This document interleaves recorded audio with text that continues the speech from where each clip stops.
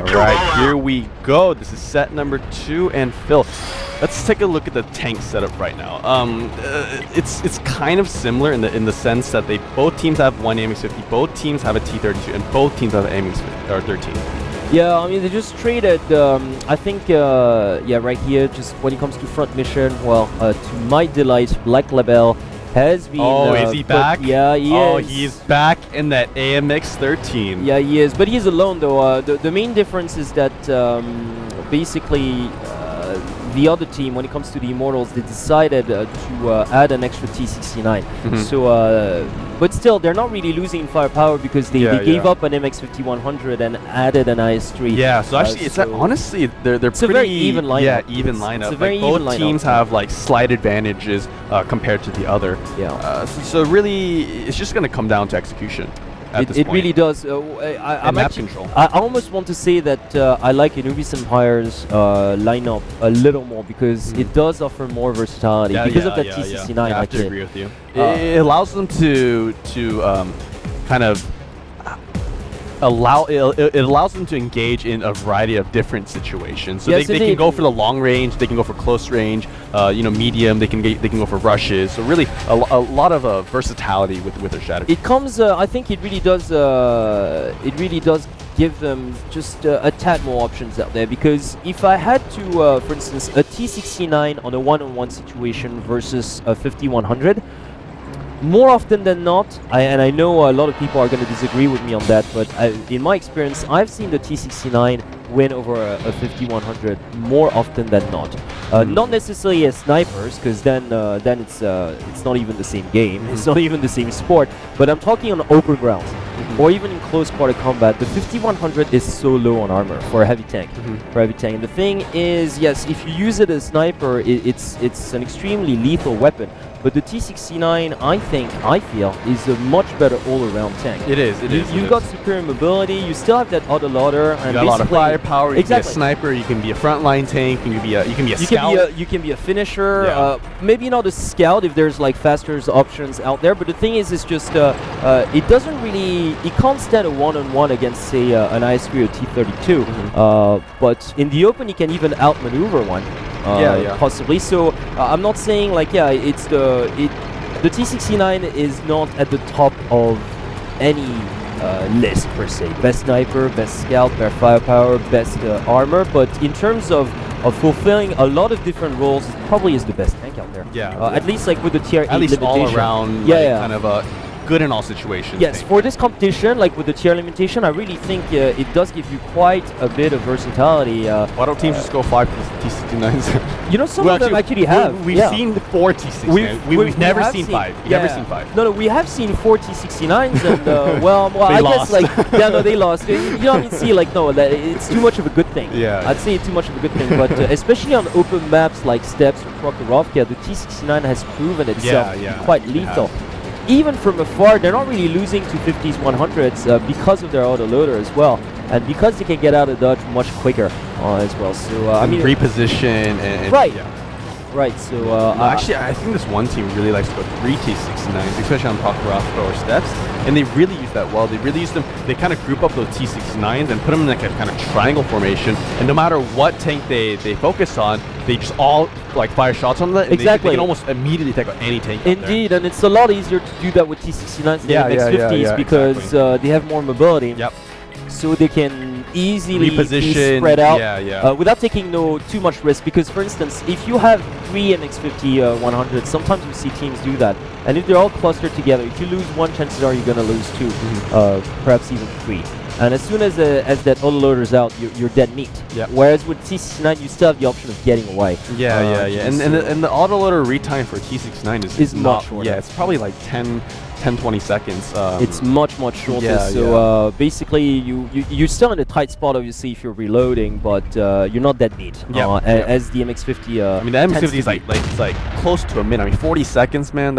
It's just too long. So okay, a T1 gets taken down here, courtesy of Black Label. Oh wow! Yes, getting the first kill out there, drawing first blood. So it's about halfway point in this set.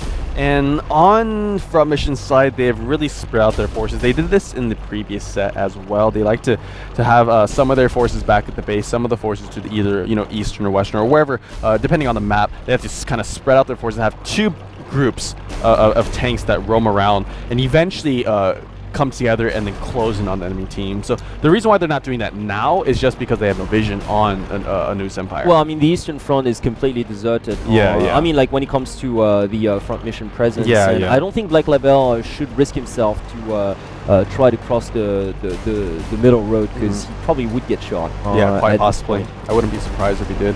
But I'm actually liking as well how Front Mission is really taking a time not to push too harshly towards the northwest, pretty much like a lot of teams would do, because right now Anubis Empire are being extremely passive. They're just like squatting that trench to the east, that crater area.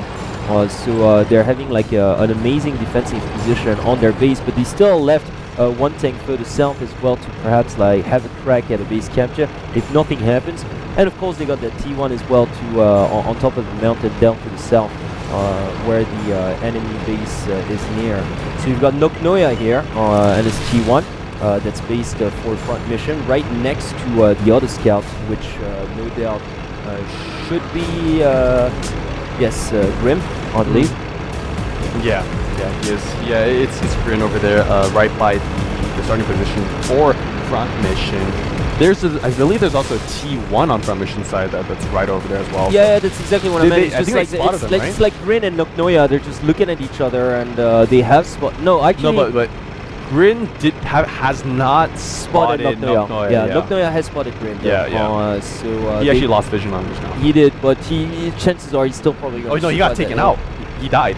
Oh well, there you go. Yeah. So and that kill was courtesy of Calliope as well. So. So a possible push coming out here from Anubis. Oh no, from Front Mission. Yeah, they pull both their Anubis 50s here right south of the Anubis starting position, but they are gonna back out, I think. No, I think they're relatively safe as long as they stay on that middle road. Yeah, they're still kind safe. Of a trench. Yeah. They just were trying to get vision as to how many tanks were to the northeast crater as well. But yeah, I don't think the former RTME members are going to be reckless enough to actually try to capture the northern base, at least like when there's that much presence close to defend it. So yeah, I think they're just going to switch to an eastern frontal position. Yeah, and they're actually so to speak, and engage like on a more even ground. Yeah, and that's the best option, quite honestly. It is, because like whatever team like has tried to capture the northern base has miserably failed so far. Yeah, so it's just way too easy to defend that. Exactly, it's just all you got to do is just get a shot and then get back onto cover. So I think it's much wiser. Oh, but Zelda might be in a little bit of trouble here. He is quite deep into enemy territory. And Calliope, he's not going to go for the shot because, Zelda's just going to duck under that ridge and make it out of there alive. Well, exactly. And besides, if Calliope makes it on top of that ridge, he would be the one starting to get shot as well. But I'm liking how Front Mission is taking position towards that eastern front. Yeah, they're definitely going for this push. Right, because it's the only way to engage on a relatively fair ground. Yeah, no, I'd much rather engage an enemy on the eastern front, like on even ground, like when both teams go for the eastern front instead of coming in from the base. The base side. No, because it's just we've seen it time and time again. It's not a fair fight. It definitely can't be a fair engagement on that front. What I do like is that T1 gets taken down finally when it comes to Front Mission. I believe it's often Hades that was taken down. I really like this positioning coming out from Front Mission right now. They're actually spreading out along the top of the ridge just so that if Anubis Empire they can't get crack shots. Yeah, if they want to get any kind of shot onto Front Mission, they're gonna have to come out of cover and then they're just gonna be ready for them. Exactly. I really like this. They're really trying. And they're going for the flank as well. Look at this. I mean, look, they're trying to surround that crater pretty much from the top, which is very smart because that would actually give them the advantage, and they're not allowing players to actually just get. And the base capture started. Yeah, get a flanking maneuver. That's brilliantly done by Front Mission. Yeah, so Front Mission is moving in right now. Panda Eye has done a little bit of damage on the Zelda. He's also receiving damage though, so he has to be careful. Yeah, Panda Eye getting taken down to 440 health right there in the back of your screen. It's not gonna matter because Gunner really is low as well. Gunner's gonna go down right here. Oh, Front Mission actually lost Panda Eye right there. Yep. So Front Mission has lost, but they do manage to trade that for 2 tier 8 tanks on Anubis. So definitely a Gunner really went good down. trade. Gunner went down as well. So Yeah. that MX-50 was worth the sacrifice. Definitely, It definitely